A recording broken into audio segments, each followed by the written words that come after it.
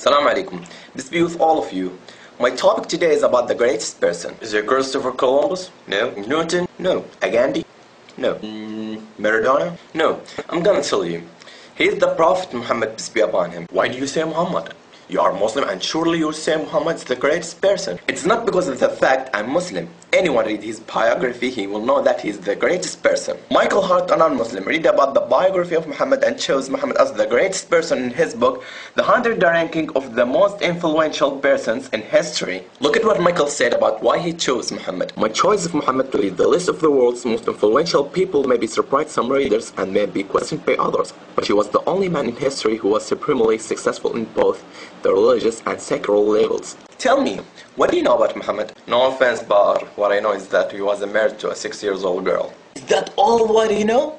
You know that the people who are trying to warp Islam are telling you that it was a flaw. Let me clear that up for you. Was it blemished that Muhammad had married Aisha who was 6 years old? The Prophet Muhammad married her when she was 6 years old, and he consummated his marriage when she was 9 years old. I will respond to you from a Christian perspective. Joseph, Virgin Mary's husband, was 90 years old, and Virgin Mary was 12 years old. From the scientific perspective, most girls start their sexual maturity from 8 to 9 years old. Girls who live in hot countries sexual maturity faster than the girls who live in the other places. From the Islamic perspective, Aisha was engaged to someone else before she was engaged to the Prophet Muhammad. That means she was able to marry at that time. If that was a wrong or a blemish, the unbeliever of Quraysh would have criticized Muhammad because the unbeliever of Quraysh hated Muhammad. The most of you don't know truly about the Prophet Muhammad.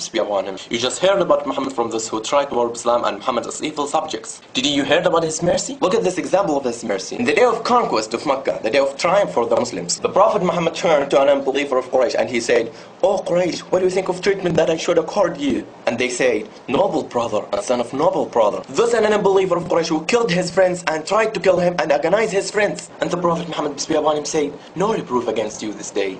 Go your way, you are free." What's a mercy?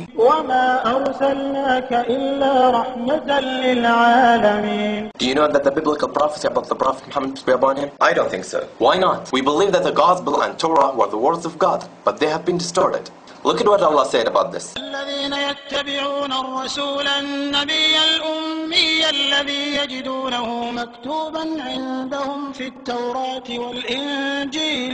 Allah told us here that the old books prophesied the Prophet Muhammad, peace be upon him. Can you show me this prophecy? Okay, sure. In the book of Deuteronomy, chapter 18, verse 18, when God spoke to the Prophet Moses, peace be upon him, "Will raise them up a prophet from among their brethren, like unto thee, and will put my words in his mouth, and he shall speak unto them all that I shall command him."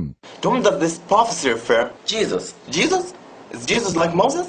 Prophet like Moses. According to you, Jesus is God, but Moses is not God. According to you, Jesus died for the sins of the world, but Moses did not die for that. According to you, Jesus went to the hell for 3 days, but Moses did not go there. So, Jesus is not like Moses. Now, we will see if Moses was like Muhammad or Jesus. Moses and Muhammad had a father and mother, but Jesus had only mother. Moses and Muhammad were born the normal natural course, but Jesus was created by a special miracle. Moses and Muhammad married and begotten children, but Jesus remained a bachelor all his life. So,